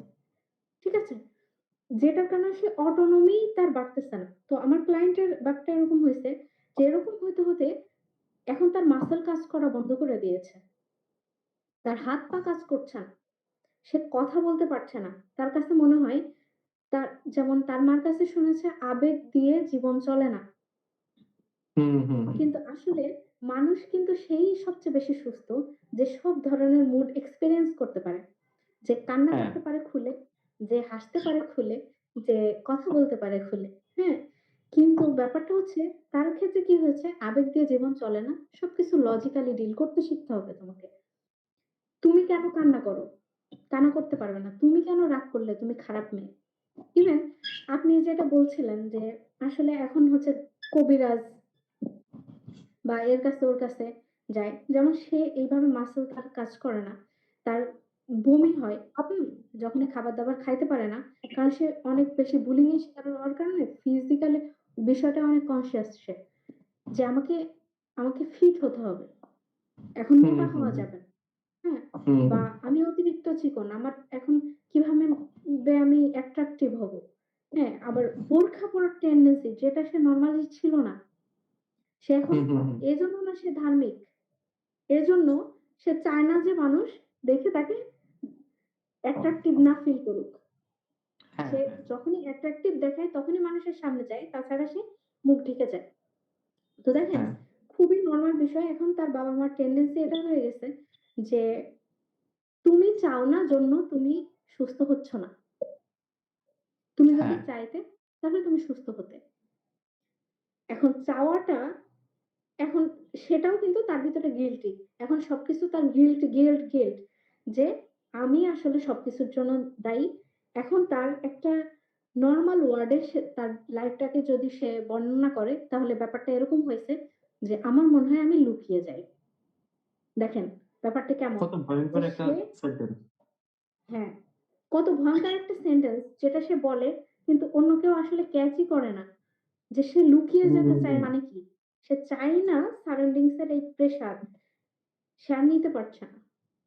হ্যাঁ, এবং কবিরাজ তাকে বলছে যে তার ভিতরে শয়তান ভর করছে এবং সে আচ্ছা। পুরোটাই শয়তান হয়ে গেছে এবং সে সেটা বিলিভ করছে যে আমি হয়তো পুরোটাই একটা শয়তান। এজন্য আমার আসলে বেঁচে থাকার কোনো নাই। আমি যাইতে পারব মানে না জান্নাতে। আমি তো শয়তান তাহলে আমি ভালো হবো কিভাবে? হ্যাঁ, আমি ভালোই হতে পারব না। তার ভিতরে এই ব্যাপারটাই আর নেই। দেখেন হুম, যে একটা নরমাল সেন্টেন্স যেটা বাবা-মা বুঝছেই না যে এত কিছুর পর আমার মেয়েটা আসলে বা ছেলেটা আসলে এরকম হয়েছে। হুম, হুম, হুম, হুম। যেটা আসলে প্যারেন্টিং সম্পর্কে মানুষ জানে না। এজন্য হ্যাঁ, যদি আমরা এটা অ্যাওয়ারনেস ক্রিয়েট করতে পারি, বিভিন্ন স্কিল ডেভেলপমেন্ট প্রোগ্রাম যেটা গভর্নমেন্টের ইনিশিয়েটিভ নিতে হবে। নন গভর্নমেন্ট অর্গানাইজেশন যেগুলো আছে, সেগুলাকে ইনিশিয়েটিভ নিতে হবে। ইভেন টেলিভিশন প্রোগ্রামে যে অনেকগুলা নিয়ে এড দেখানো হয়, দেখবেন। হুম, হুম, যে হুম। যখনই আপনি কোন ভিডিও দেখবেন, সেখানে এড দেখানো হয়। কেন মেন্টাল হেলথ নিয়ে কোন এই এড এর ব্যবস্থা করা হয় না? হ্যাঁ। যেটার কারণে মানুষ অ্যাওয়ার হবে ডায়রিয়া, মেন্টাল কলেরা, হেলথ নিয়ে। যক্ষ্মা, ডেঙ্গুর সময় ডেঙ্গু এগুলো নিয়ে করা হয়। বাট হ্যাঁ, একটা হ্যাঁ। দুর্যোগের পরে কিন্তু মানসিকভাবে যে ভেঙে পড়ে মানুষ, এই ট্রমা মানসিকভাবে জি। কিভাবে মানসিক ট্রমাটা কাটানো যায় এটা নিয়ে কিন্তু আসলে এড দেওয়া হয় না। এই যে রাজনৈতিক পরিস্থিতি একটা অস্থিতিশীল অবস্থা ছিল বাংলাদেশে। হ্যাঁ, অনেকেই এই ট্রমা থেকে বের হতে পারেনি। তাই না? হ্যাঁ, যারা স্টুডেন্ট ছিল তারা বাইরে যেতে পারেনি। কারণ চারিদিকে বিভিন্ন ধরনের এটা কিন্তু একটা ট্রমা প্রডিউস করছে। যেমন হ্যাঁ, হ্যাঁ, হ্যাঁ, আমি নিজে তখন ফিল করেছি যে আমি ভার্সিটির সামনে দিয়ে যেতে পারছিলাম না। হুম? আমার ভয় কাজ করছিল। কিন্তু আমার হয়তো কোপিং স্ট্র্যাটেজি এরকম যে না আমি ফেস করে দেখব। কিন্তু অনেকের কিন্তু এটা এমনভাবে জেঁকে বসে যে সে আর ফেসই করতে চাচ্ছে না। হ্যাঁ, এটা নিয়ে কিন্তু হ্যাঁ, কিছু অর্গানাইজেশন আমি দেখেছি যে এটা হচ্ছে বেশ আ নিয়েছে হাতে যে না আমরা ফ্রি কাউন্সেলিং দিব। কিন্তু এটা গভর্নমেন্টেরও কিন্তু একটা উচিত যে ট্রমা এখন নিয়ে কেউ কাজ যদি করা। আসলে পেইড কাউন্সেলিং দেয়, তাও কিন্তু দেওয়া উচিত। কারণ ইয়েস, আ অনেক অর্গানাইজেশন আছে যাদের রিসোর্স কম অথবা হুম, তারা কোনো ফান্ডিং পায় না। সেক্ষেত্রে কিন্তু সাইকোলজিস্ট রাখার ক্ষেত্রে হুম, বা হুম। কাউন্সিলর রাখার ক্ষেত্রে তাদের হ্যাঁ, কিন্তু অনেক তখন পে সেটা করতে হয়। পেমেন্টের অবশ্যই। হ্যাঁ, কারণ তো একটা সেক্ষে একটা দেখা যায় যে আ যেকোনো অর্গানাইজেশনের সেটা নিজস্ব একটা আ ব্যাপার থাকে যে তুমি পে করছো। আর সবচেয়ে বড় বিষয় হচ্ছে আপনি ফ্রি দিলে সেটা কিন্তু মানুষের কাছে আসলে acceptable খুব কম হয়। হুম? হ্যাঁ, এটা একটু দেখবেন যে বিষয়টা আপনি ফ্রি দিচ্ছেন, মানুষ আসলে সেটা ভ্যালুয়েবল মনে করে না। হুম, কিন্তু প্রয়োজনটাকে একটা সাইকোলজিস্ট এর প্রয়োজন। একটা রোগ সারতে একটা ডাক্তার হয়তো একটা জ্বর কমাইতে পারে। হুম, হুম, একটা হুম, ডিজিজ কমাইতে পারে। আর একটা হুম, হুম, হুম, সাইকোলজিস্ট আপনার লাইফ পারসেপশন চেঞ্জ করে দিতে পারে। হুম, হুম, আপনি হুম, কিভাবে আপনার লাইফটা সামনে এগোবেন, আপনি চোখে কি দেখবেন, হুম? আপনি পজিটিভটা দেখবেন নাকি নেগেটিভটা দেখবেন না কিভাবে চলবেন সেটাই কিন্তু চেঞ্জ হুম, করতে হুম, পারে। সো হুম, হুম, হুম, সেখানে আসলে আপনি কি করবেন এটা আপনার ডিসিশন। হুম, হুম, হুম। আপনি এই সার্ভিসের জন্য আপনি আসবেন কিনা এটা কিন্তু আপনার ডিসিশন। হ্যাঁ, কিন্তু হ্যাঁ। ব্যাপারটা এরকম আসলে কথায় আছে না আমাদের যে দেশে আসলে যদি হ্যাঁ, এখন যদি আমাদের কোনো পরিমাণ হ্যাঁ, হ্যাঁ, হ্যাঁ, বলেন। বলেন, বলেন। কোনো পরিমাণ উদ্বেগ আসলে ভবিষ্যৎ পরিবর্তন করতে পারে না। আর কোনো হ্যাঁ, হ্যাঁ, হ্যাঁ। অনুশোচনা আসলে অতীতকে বদলাতে পারে না। হ্যাঁ, এটা হ্যাঁ, হ্যাঁ, হ্যাঁ। কারেন্ট সালমান সনের একটা উদ্ধৃতি আরকি, উক্তি। তো যেখানে সে এটা বলছে যে আসলে এটাই আপনার জিনিসটা কনস্ট্রাক্ট হবে কিভাবে? আপনি লজিক্যালি এখানে ফিট হবেন কিভাবে? এটাই করার জন্য আসলে আমার মনে হয় যে গভর্নমেন্টের অনেক বেশি ইনিশিয়েটিভ নেওয়ার আছে। এডুকেশন প্রোগ্রাম গুলা আসলে ওইভাবে স্ট্রাকচার করা খুবই প্রয়োজন। এই যে হুম, এখন হুম, হুম। এডুকেশন সিস্টেম কিন্তু অনেকটা চেঞ্জ হয়েছে। হুম? সেখানে হুম, হুম, হুম। কেন মানসিক স্বাস্থ্য, শারীরিক শিক্ষা আছে, গার্হস্থ্য অর্থনীতি আছে বা বিভিন্ন ধরনের এরকম কিছু আছে। মানসিক স্বাস্থ্য সেবার একটা বই থাকা কি দরকার না? অবশ্যই অবশ্যই দরকার। দরকার। আমার এবং মতে শারীরিক সুস্থতা, মানসিক সুস্থতা ২ টাই বেসিক লেভেলে হ্যাঁ, অন্তত আমাদের ইন্টার থাকা উচিত। পর্যন্ত থাকা উচিত। এটা থাকা উচিত। মানে এটা হলো শারীরিক সুস্থতা, মানসিক সুস্থতা ২টাকে কম্বিনেশন করে হলেও একটা বই থাকা উচিত। হ্যাঁ, হ্যাঁ। কারণ আমাদের শিক্ষা দেখেন একটা আ ইন্টার পর্যন্ত যদি একটা স্টুডেন্ট লেখাপড়া করে, হায়ার স্টাডি তো আর সবার জন্য না। প্রাথমিক শিক্ষা, মাধ্যমিক শিক্ষা এটা হলো মেক্সিমাম মানুষই নেয়। ইন্টার পর্যন্ত আসলে এই শিক্ষাটা আসলে সবার ক্ষেত্রেই আসলে দরকার হয়তোবা। এটা বিভিন্ন দেশে বা বিভিন্ন কালচার টু কালচার বা বিভিন্ন শিক্ষা কারিকুলাম এটাকে ভ্যারি করে। তবে হায়ার স্টাডি সবার ক্ষেত্রে আসলে দরকার কিনা এটা নিয়ে অনেক তর্ক-বিতর্ক আছে। তবে আ ইন্টার পর্যন্ত এটা দরকার কেন? কারণ আমরা আমরা গণিত শিখলাম, আমরা রসায়ন শিখলাম, আমরা পদার্থ বা আমরা হলো ফাইনান্স, ইকোনমিক্স এগুলো শিখলাম। এগুলা শিখে তো আসলে আমরা আমাদের লাইফের বিভিন্ন ক্ষেত্রে হ্যাঁ, আমরা অবদান রাখতে পারবো। আমরা হলো বিভিন্ন ক্ষেত্রে আমরা আ ভালো থাকতে পারবো। তবে সবচেয়ে বড় দরকার কিন্তু আমাদের নিজেদের ভালো থাকা। যখন আমরা নিজেরা ভালো থাকবো শারীরিকভাবে এবং মানসিকভাবে তখনই কিন্তু আমরা অন্যান্য দিকে কিন্তু আমাদের নিজেদেরকে এক্সপ্লোর করতে পারবো। এখন আমাদের কারিকুলামে কিন্তু এই ব্যাপারটা একদমই নাই। বা বর্তমানে যে আসলে কারিকুলাম চেঞ্জ করার কথা হচ্ছে, এই ক্ষেত্রেও কিন্তু আসলে তেমন কোনো উদ্যোগ দেখা যাচ্ছে না যে আসলে আ শারীরিক শিক্ষার সাথে শারীরিক এবং মানসিক স্বাস্থ্যকে রিলেট করে কোনো বই আসবে কিনা এটারও কিন্তু তেমন কোনো উদ্যোগ আসলে দেখা যাচ্ছে না। তবে ভবিষ্যতে দেখা যাবে যে কি হবে। তবে আসলে আমাদের হ্যাঁ, আমরা একটা আশাবাদী। দাবি থাকা উচিত। এটা নিয়ে সবার একটা দাবি থাকা উচিত। যে আমাদের অবশ্যই হ্যাঁ, হ্যাঁ। শারীরিক এবং মানসিক স্বাস্থ্য নিয়ে যেন আমরা প্রাথমিকভাবে জানতে পারি এই ব্যাপারটা নিশ্চিত করতে হবে। এবং সবার এই বিষয়টা নিয়ে আসলে উদ্যোগ নেওয়া উচিত যে লাইসেন্স দেওয়ার ব্যাপারটা মানসিক স্বাস্থ্যকর্মী যেগুলা, যে হুম, ডাক্তারদের হুম। একটা লাইসেন্সের ব্যাপার আছে। সেখানে মানসিক স্বাস্থ্যকর্মী কিন্তু অবশ্যই লাইসেন্স দেওয়া উচিত। অন্যান্য দেশে দেখবেন যে তাদের আসলে কিন্তু লাইসেন্স দেওয়া হয়। ব্যাপারটা হচ্ছে আ যারা স্বাস্থ্যকর্মীদের হাতে ওই পাওয়ারটাই আছে যে আপনি তার কগনিটিভ অ্যাবিলিটি চেঞ্জ করছেন।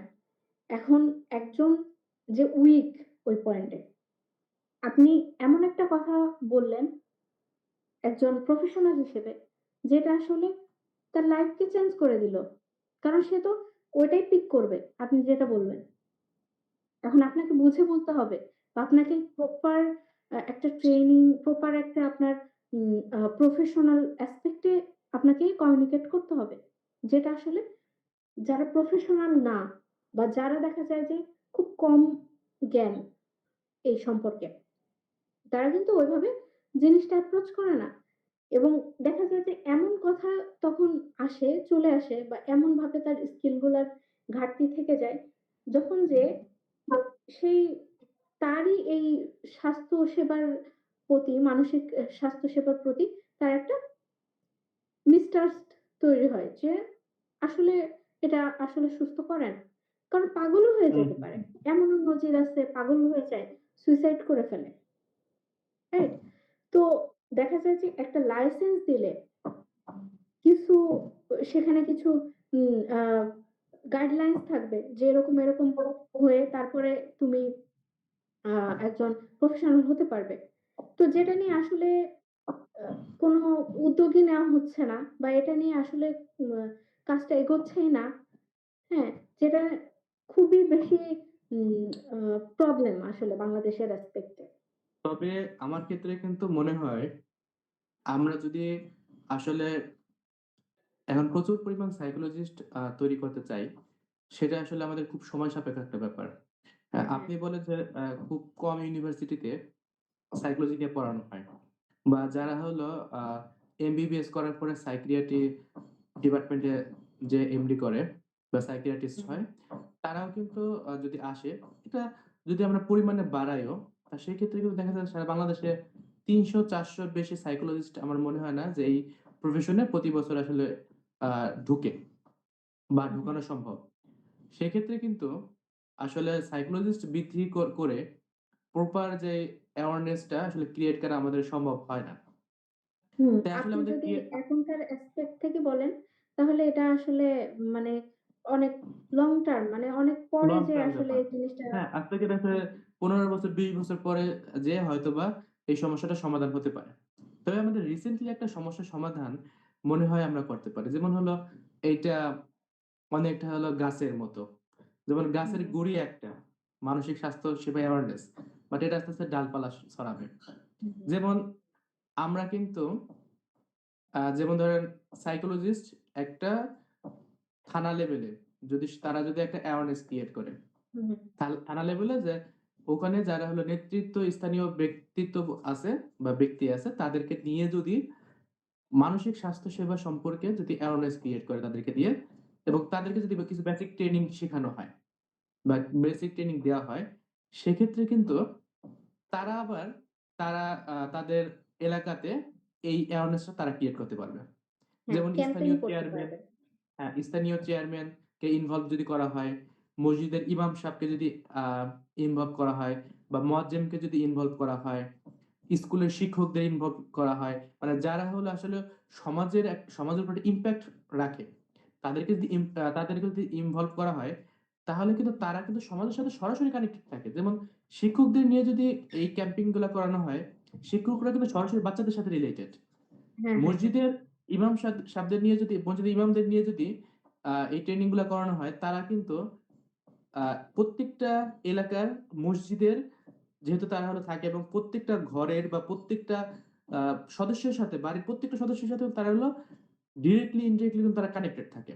সেক্ষেত্রে কিন্তু মানসিক স্বাস্থ্য সেবাটা রুট লেভেলে পৌঁছানো যায়। আমরা এইভাবে যদি রুট লেভেল পর্যন্ত পৌঁছাতে চাই তাহলে অবশ্যই আমাদের কিছু কানেকশন দরকার। যারা আসলে এই মানসিক স্বাস্থ্য সেবাগুলো বা মানসিক স্বাস্থ্য সেবা রিলেটেড ট্রেনিং নিয়ে তারা আবার হলো তাদের যেই রিলেটিভস আছে বা তাদের সাথে যারা কানেকটিভ আছে, তাদের কর্মক্ষেত্রে হোক বা তাদের সাথে তাদের আ অধীনে বা পরিবারের যে সদস্যগুলো আছে তাদেরকে যেন ইনভলভ করতে পারে।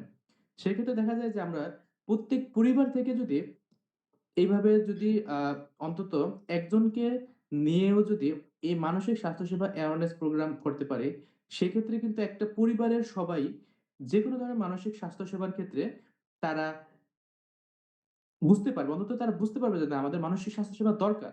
আমাদের এখন হলো মানসিক স্বাস্থ্যসেবা নিতে হবে।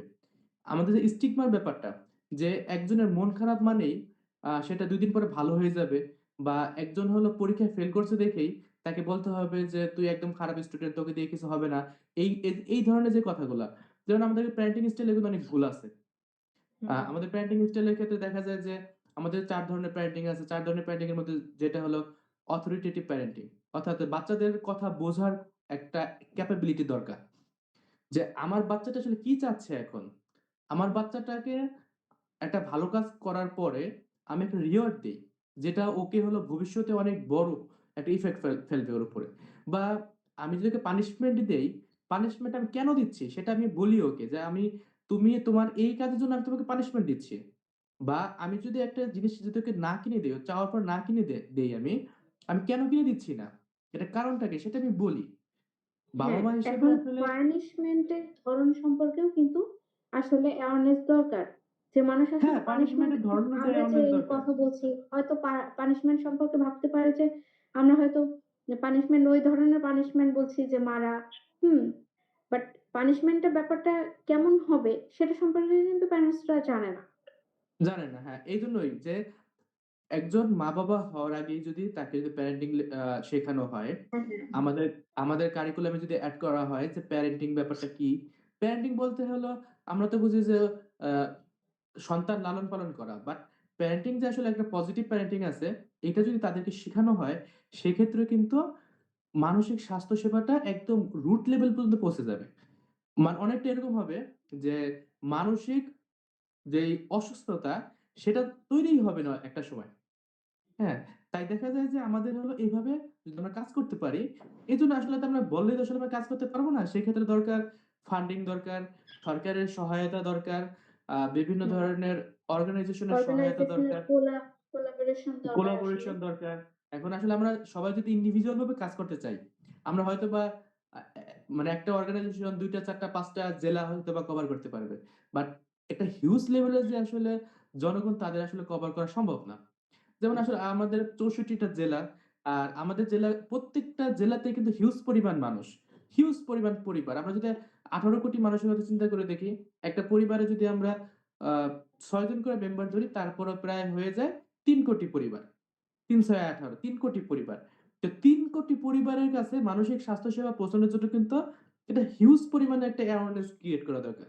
যেটা আসলে সরকারের হুম। সাহায্য ছাড়া এবং সরকারের সদিচ্ছা ছাড়া এটা মানে কোনভাবেই পসিবল না। হ্যাঁ? আচ্ছা, আমরা হলো আমাদের আ পডকাস্টের প্রায় লাস্টের দিকে। হুম। আমরা একটু আপনার কাছে জানতে চাবো, আমরা ব্যক্তিগতভাবে কিভাবে মানসিক স্বাস্থ্য সেবা না দিতে পারলেও যেন মানুষকে ব্যক্তিগতভাবে ভালো রাখতে পারি। যেমন আমার আমার দ্বারা যেন অন্যজন ভালো থাকে। এটা কিভাবে আসলে আমরা করতে পারি? আসলে এখানে একটা ব্যাপার আছে যে অনেকটা আছে যে ভেন্টিলেশন এর যে ব্যাপারটা। যে হুম। আমরা যদি মন খুলে কথা বলতে পারি কারো সাথে, আমাদের অনেকটাই আসলে আমাদের কষ্ট, দুঃখ, রাগ, ক্ষোভ সব আসলে মিটে যায়। তো এক্ষেত্রে আমরা কিভাবে হলো অ্যাক্টিভ লিসেনার হবো? কিভাবে অন্যজনের এমপ্যাথি টা বা অন্যজনের কষ্টটা আমরা হলো ভিতর থেকে ফিল করে তাকে একটা সাহায্য করতে পারবো। আমরা সাইকোলজিস্ট না হতে পারি। সবাই তো আর আসলে সাইকোলজিস্ট হবে না। আমাদের দেশে অবশ্যই কেমিস্ট দরকার, অবশ্যই ডাক্তার দরকার, সার্জন দরকার, কার্ডিওলজিস্ট দরকার। আমাদের দেশে বড়, বড় ইঞ্জিনিয়ার দরকার। আমাদের দেশে অর্থনীতিবিদ দরকার। আমাদের দেশে সব ফিল্ডের মানুষ দরকার। সবাইকে সাইকোলজিস্ট হতে হবে না। তবে আমরা কিন্তু চাইলে কিন্তু অন্যজনকে সুস্থ রাখতে পারি। হুম, একজন আর কাউন্সেলিং ব্যাপারটা কিন্তু বেসিক কাউন্সেলিং যে ব্যাপারটা আছে, বেসিক কাউন্সেলিং আমি হলো প্রফেশনাল কাউন্সেলিং এর কথা বলছি না। বেসিক কাউন্সেলিংটা কিন্তু এটা কিন্তু একটা আ স্কিলের ব্যাপার। বা এটা কিন্তু একটা হলো উম আ অনেক সময় ন্যাচারালি অনেকেই করতে পারে। যেমন আমরা অনেকেই হলো বিভিন্ন বন্ধু-বান্ধবের সাথে আমরা কমফোর্ট ফিল করি। কেন কমফোর্ট ফিল করি? সে আমার কথাটা অ্যাক্টিভ ভাবে শুনে। তা হ্যাঁ, আপনি হ্যাঁ। একটু অ্যাক্টিভ পরামর্শ দিবেন? লিসেনিং কোয়ালিটি থাকে। ইয়েস। হ্যাঁ, আপনি একটু পরামর্শ দিবেন যে কিভাবে যে ব্যক্তিগতভাবে আমরা কি আ স্কিল অর্জন করলে আমরা অন্যান্য ব্যক্তিদের বা আমার আশেপাশে যে মানুষগুলো আছে সেগুলোকে আমরা মানসিকভাবে সুস্থ রাখতে পারবো। তারপরে হলো আমরা এই পডকাস্টটা ইনশাআল্লাহ শেষ করব। দেখেন একটা একটা মানুষের জীবনে আসলে সবাই কিন্তু সুস্থই থাকতে চায়, ভালোই থাকতে চায়। কারণ ইসলামিক পার্সপেক্টিভ এ যদি আমরা বলি, সবাই জান্নাতে কেন যেতে চায়? কারণ সবাই ভালো সুখ থাকতে শান্তির চায়। জন্য। সবাই ভালো থাকতে সুখ চায়। শান হ্যাঁ, সুখ শান্তি যেখানে কোনো ঝামেলা থাকবে না। ঝামেলা হ্যাঁ। শুধু খাবার-দাবারের ঝামেলা কিন্তু না। সব ধরনের ঝামেলাই থাকবে না। হুম, তো হুম, হুম। আসলে আমরা জানি আসলে মানুষ স্বভাবতই আসলে ভালো থাকতে চায়। হুম? এবং ভালোভাবে সে চায় যে ভালো থাকার জন্য আমরা যা কিছু করি। এই জিনিসটা আমরা অনেক সময় মনে করি যে আমাদের আসলে সেলফ লাভ টা সবচেয়ে বেশি দরকার। আমার মনে হয় যে আপনি যদি নিজেকে ভালো না রাখতে পারেন, তাহলে আপনি আশেপাশের মানুষকে ভালো রাখতে পারবেন না। আপনি যদি ভালো না থাকেন, আপনার যে রে রিঅ্যাকশন বা রেসপন্স সেটা কিন্তু অন্য কাউকে ভালো রাখবে না কখনোই। তাই হুম, না? হুম, হুম, হুম। আমরা জানি যে ভালো না থাকার ইফেক্ট হিসেবে কি আসে? অ্যাঙ্গার, তাই না? Conflict, stress. স্ট্রেস, ডিসপ্লেসমেন্ট একজনের অ্যাগ্রেশন আরেকজনের উপর ডিসপ্লেসমেন্ট হয়। ডিনায়াল এ চলে যাই আমরা। অনেক সময় আমরা চাই যে না, কারো সাথে কমিউনিকেশনই করব না। বা ওভার কমিউনিকেট করা বা ওভার উ সবকিছু করা। হুম? তো দেখা যায় যে আমাদের সেলফ কেয়ার এর ওই জায়গাটা আমাদের খুব বেশি গুরুত্ব দেওয়া দরকার। যেটা আপনি যদি ১০০ জন মানুষকে জিজ্ঞেস করেন তাহলে দেখবেন খুব কম মানুষই আছে যারা সেলফ কেয়ার করে। হুম? নিজেকে পজিটিভ চিন্তা করে। হুম? গিল্ট গিল্টে নিয়ে আসে। তো আমার মনে হয় যে সেলফ কেয়ারটা সবার খুবই বেশি গুরুত্ব দেওয়া উচিত। হুম। তো সেলফ কেয়ারটা অনেক বেশি ম্যান্ডেটরি। এখন সেলফ কেয়ার আমরা কিভাবে করতে পারি? আমাদের নিজেদেরকে আমরা পজিটিভ কথা বলতে পারি। পজিটিভ স্টেটমেন্ট দিতে পারি। যেমন দিনের শুরুতে আপনি যখন কাজে বের হবেন, আপনি আয়নার সামনে দেখে বলেন যে, "ঠিক আছে, আগের দিনে যা কিছু হয়েছে, আপনার দিনটা নতুনভাবে শুরু হচ্ছে এবং আপনি ভালোভাবে এই দিনটা সফলভাবে সবকিছু করতে পারবেন।" বা আপনি কনফিডেন্স, আপনি সুন্দর, আপনাকে ভালো দেখাচ্ছে, কনফিডেন্স দেখাচ্ছে। নিজেকে সেলফ স্টেটমেন্ট দেওয়া।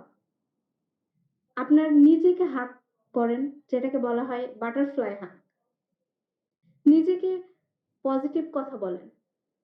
নিজের যেটা ভালো লাগে, যেটা নিজের বাটারফ্লাই বাটারফ্লাইং হাগ যেটা আপনি বললেন, এটা কিন্তু খুবই ইফেক্টিভ এবং এটা হ্যাঁ, কিন্তু হ্যাঁ। আ একজন মানুষ যদি নিয়মিত চর্চা করে তার কিন্তু কনফিডেন্স অনেক বেড়ে যায়। এবং আসলে এটা অনেক কি বেশি যারা ভালো রিল্যাক্স থাকে হয় সে। হ্যাঁ, অনেক বেশি রিল্যাক্স হয়। মানে যারা এটা নিয়মিত প্র্যাকটিস করে তারা কিন্তু আসলে আ মানে অন্যদের থেকে কিন্তু সবকিছুতে এগিয়ে থাকে। তারা হয়তোবা নিজেরাও বুঝে না যে আমি কেন এগিয়ে আছি। বাট এটা কিন্তু খুবই হ্যাঁ, কিন্তু হ্যাঁ। গুরুত্বপূর্ণ। এবং তারা দেখা যায় যে অনেক সময় দেখা যায় যে আমরা একটা সিচুয়েশন আমরা অনেক নার্ভাস। আমরা হুম, হুম, গিভ হুম। আপ করে দিচ্ছি। বা আমি ভাবছি যে ওখানে আমি যাবো, মানুষ কি বলবে? মানুষ কি করবে? আমরা ওটা ফেসই করতে চাচ্ছি না। হুম? হুম, হুম, হুম। যেটা আসলে আমি ফেস করে দেখি কি হবে। এবং I am confident এবং আমি যদি নাও পারি, তাও আমি ফেস তো করেছি, হুম, হুম, চেষ্টা হুম। করেছি। এই জিনিসটাই আসলে মানুষের নিজেকে বোঝানো দরকার। হুম, হুম, এরপর হুম। আসে হচ্ছে অন্যদের ব্যাপারে যে আপনার যখন অ্যাঙ্গার আসবে, আপনি অ্যাঙ্গার ম্যানেজমেন্ট কিভাবে করবেন? আপনার কিছু স্কিল এগুলো কিন্তু শুধু থেরাপিস্ট একজন ক্লায়েন্টকে শিখায় দেয়। হ্যাঁ? Anger management, stress management, right? Communication skill কিভাবে আপনি ভালো করবেন। Assertive communication skill. হ্যাঁ, এগুলা এগুলো কেন শেখায়? কারণ যাতে এটা কিন্তু সবারই শেখা উচিত। হ্যাঁ। যে আপনি আরেকজনকেও ভালো রাখছেন এবং আপনার নিজেকেও ভালো রাখছেন। ধরেন একজনের সাথে একজনের কনফ্লিক্ট হলো। সে কনফ্লিক্ট রিসলভই হলো না। তখন ওটা কিন্তু আপনি সারা জীবন ক্যারি করছেন। আপনি এর সাথে হুম, হুম, কনফ্লিক্ট হুম। হলো, আপনি কথা বললেন না, ব্লক হয়ে গেল জায়গাটা। আপনি আরেকজনের সাথে তার মানে কি করবেন? এটা যে অনেকটা ফিগার গ্রাউন্ড বলা হয় আমাদের সাইকোলজির ভাষায় যে ফিগার যখন আমরা একটা প্রবলেম অ্যারাইজ করে তখন সেটাকে ফিগারের মতো দেখি। সলভ করলে তবেই সেটা গ্রাউন্ড হয় এবং সামনের রাস্তা সহজ হয়। কিন্তু হ্যাঁ, হ্যাঁ। দেখা গেল আপনি সবার সাথে কনফ্লিক্ট ধরে রাখছেন। এবার আপনি দেখেন আপনার রোডে ঠিক কতটা ব্লক আপনি তৈরি করছেন। ওই রোডে আপনি যখন ফেরত যাবেন, আপনি কি যেতে পারবেন? যেতে না। পারবেন না। তো ওয়ার্ল্ড আসলে খুবই ছোট। আমরা যদি অন্যকে ভালো রাখতে পারি, আমরা নিজেরাই ভালো থাকতে পারি। তো কনফ্লিক্ট হ্যাঁ, সলভ করবেন আপনি কিভাবে? নিজের ইমোশনটাকে, ইম্পালস কে কন্ট্রোল করে যে ওই মোমেন্টে আমার আসলে হিট অফ দ্য মোমেন্ট কোন কথাটা বললে আগুনটা আসলে বেশি ধরে যাবে। হুম? হ্যাঁ, সবসময় যে আপনি এক্সপ্রেসই করবেন এটা কিন্তু ম্যান্ডেটরি না। কিছু সময় যদি আপনি সময়ের অপেক্ষা করেন যে সঠিক সময়ে আমি বলব। বা দেখা যায় যে কাপল কনফ্লিক্ট এর বা কাপল কনফ্লিক্ট ম্যানেজমেন্ট এ যে জিনিসটা খুব বেশি ফোকাস করা হয় যে আপনার কাপলের সাইকোলজিক্যাল লেভেলে সে কি মেসেজ দিচ্ছে আপনি সেটা পারসিভ করেন, নট সোশ্যাল লেভেল। কারণ দেখা যায় সে সোশ্যাল লেভেলে এক কথা বলে কিন্তু সাইকোলজিক্যাল লেভেলে সে অন্য কিছু বলে। তো হ্যাঁ। ট্রান্সেকশনাল অ্যানালাইসিস টিএ, টিএ তে যেটা বলা হয় যে আপনার যে আ এটার যে কমিউনিকেশন স্টাইল বোঝা এবং কিভাবে আসলে কমিউনিকেশন করলে আপনি বুঝতে পারবেন যে আপনার কিভাবে কথা বলতে হবে। তো আপনি হুম, যদি হুম, হুম। এটা প্র্যাকটিস করেন যে সে আসলে আপনার কোন আ স্টেট থেকে আপনাকে কমিউনিকেট করছে, হুম? তাহলে দেখা যায় যে আপনি কোন স্টেটে রেসপন্স করবেন এটা কিন্তু আপনি বুঝতে পারছেন। হ্যাঁ, আবার হ্যাঁ, কিছু, এটাই। কিছু ক্ষেত্রে ইম্পালস আপনি কন্ট্রোল করতে পারছেন। হুম, হুম, ইন্টারপার্সোনাল হুম। রিলেশনশিপ বলেন, আপনার ফ্রেন্ডদের সাথে রিলেশনশিপ বলেন, এগুলো কমিউনিকেশন এনহ্যান্সই করবে জিনিসটা। আপনি নিজেকেও ভালো রাখতে পারবেন, আরেকজনকেও ভালো রাখতে থাকবে এবং এটা আপনি নিজে একটা সোর্স আপ হিসেবে কাজ করতে পারেন অন্যকে অ্যাওয়ারনেস ক্রিয়েট করার ক্ষেত্রে।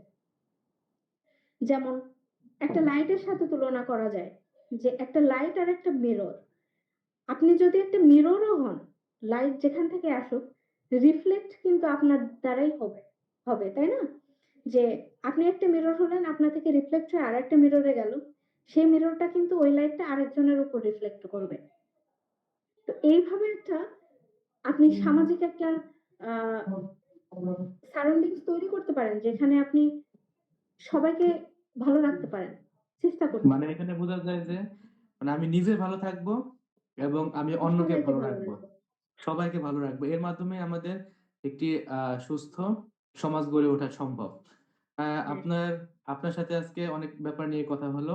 ইনশাআল্লাহ আমরা অন্য কোনো পডকাস্টে আরো অন্য একটা গুরুত্বপূর্ণ টপিক নিয়ে আপনার সাথে কথা বলব। আজকের মতো আমরা এখানেই বিদায় নিচ্ছি। আসসালামু আলাইকুম। ওয়ালাইকুম আসসালাম।